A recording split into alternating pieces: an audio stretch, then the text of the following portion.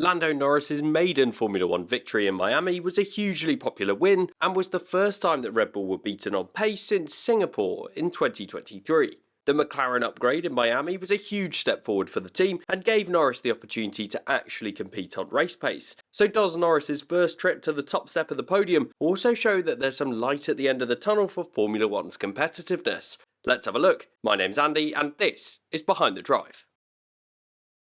A popular victory. Lando Norris's first Formula 1 victory was a popular one. The driver held the record for the most podium finishes without a win coming into the weekend in Miami, but there was little doubt that the British driver would cross the finish line first eventually. Norris has been somewhat unfortunate that his winning opportunity hadn't come sooner. He had a great opportunity at Sochi in 2021 and was the faster McLaren at Monza in 2021 as well.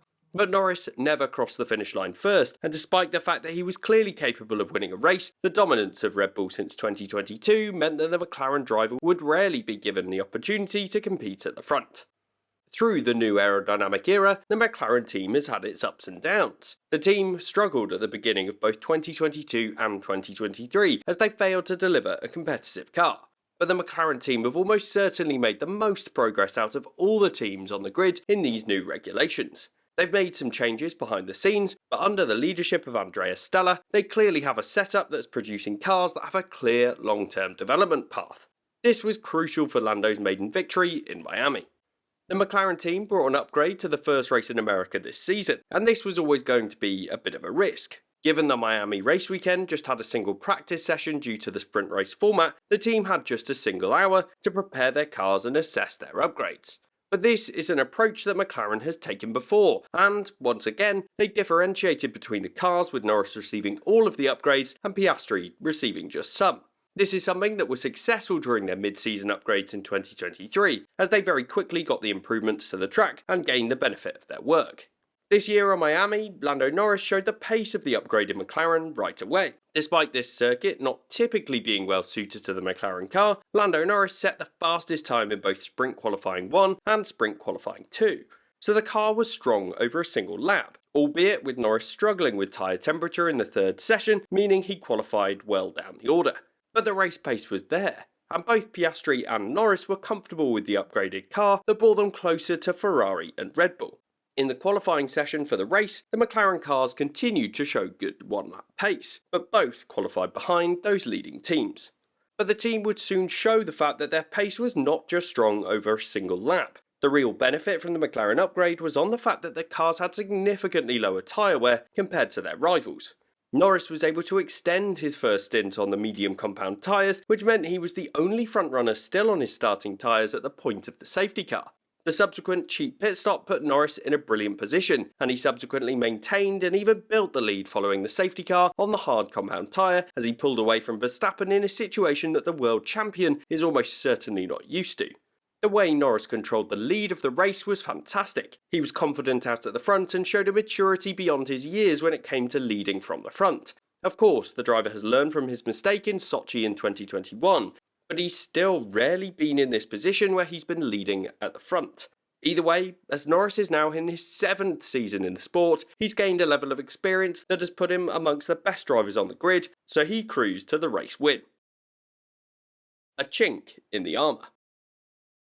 Alongside Norris's impressive victory, the Red Bull team was subpar compared to their normal superior performance. For the first time since Singapore in 2023, the Red Bulls were beaten on race pace in Miami. The weekend was full of turmoil for the top team in the sport, as this was the first race since the team announced the departure of the team's chief technology officer, Adrian Newey. The loss of the mastermind behind the incredible car design that has propelled the Red Bull team to the top of the standings has left the whole potential future performance of the car in doubt, as while the team have a strong setup behind Newey, the loss of the CTO is significant for how this design team will operate going forwards. But it also shines a light on one of the reasons why Newey made the decision to leave, with Christian Horner still in the team principal position while facing allegations for inappropriate behaviour. The long-term future of the team continues to be relatively uncertain. The team have lost their CTO and will need to replace him despite many other senior design engineers departing for other teams over recent seasons. But they find themselves in a position where in 2026 the team will have a brand new engine provider for these new regulations. There remains doubts over the team's ability to produce a competitive engine from scratch, and so until the cars get on track for testing in 2026, there'll always be a level of uncertainty over this.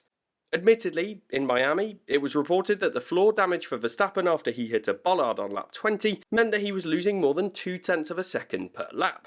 Without this damage, he may well have had the pace to compete with Lando Norris for the race win, but even so, this weekend, the level of dominance that we've seen in some races in 2024 simply wasn't there, as in some of those other races this year, Verstappen could have still won the race with a 0.2 of a lap deficit. So even though the number one car had damage, there is reason to believe that the McLaren and Ferrari cars could well be making steps to be closer to the top team in the sport. There was no doubt that the weekend in Miami was a sign of the challenges that Red Bull are facing more generally. The fact that they failed to take the top step despite both cars finishing the race shows that they were really not at their best, and below where they should expect themselves to be. The wider implications of this remain to be seen. The team will presumably be back on top form going into the next few races, but this season doesn't seem to be quite as confident as previous years, despite the fact that they have a car that's capable of winning week in, week out. What next for 2024? The 2024 F1 Championship remains Verstappen's to lose, but the Red Bull team could well be setting themselves up for failure in the years to come.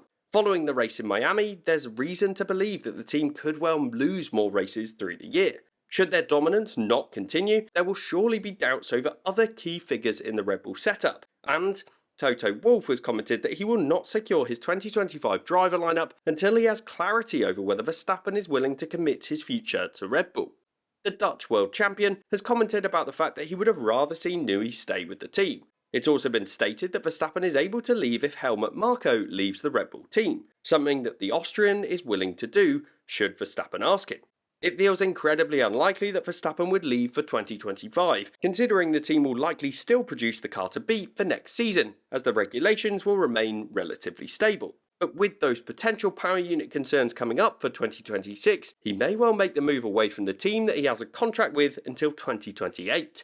Should Red Bull continue to have this uncertainty over their key team members, they will surely have challenges regarding their performance on track. It will likely be very difficult to motivate the team if this uncertainty looms. The progress of McLaren this season could well mean that they work their way into the battle with Ferrari for second in the World Championship. The fact that the McLaren win has come in Miami suggests that the team could well be a force to be reckoned with when they get towards circuits that their car is more traditionally suited to, such as Austria and Britain. But in the meantime, they will surely want to build on the success of Lando's first race win, and in the team's first race win in the aerodynamic era. It feels inevitable that the success will lead to more podiums and potentially more race wins throughout the rest of this season. More broadly, the McLaren step does not bode well for Mercedes. The Mercedes team had a difficult time in Miami, and the fact that they finished 6th and 8th suggests that they are still a long way off bridging the gap to these top teams. They will surely see this change as fuel to progress faster, as they've had a disappointing start to the season once again. The team seem to be lost under their current direction, and will surely see the McLaren progress as motivation to get themselves back to the front of the sport. On the whole, the race in Miami seems to have blown the season's trajectory wide open. Sure, Red Bull will almost inevitably win the championship come the end of this season, and Verstappen will surely win his 4th title in a row. But there is every chance that other teams will be in the mix for race wins, considering how strong the chasing pack looked in Miami. And as the teams continue to develop, they may well find a way to bring themselves into the mix with Red Bull more frequently. And this is the kind of championship that we can all hope for this season, even if it feels somewhat unlikely.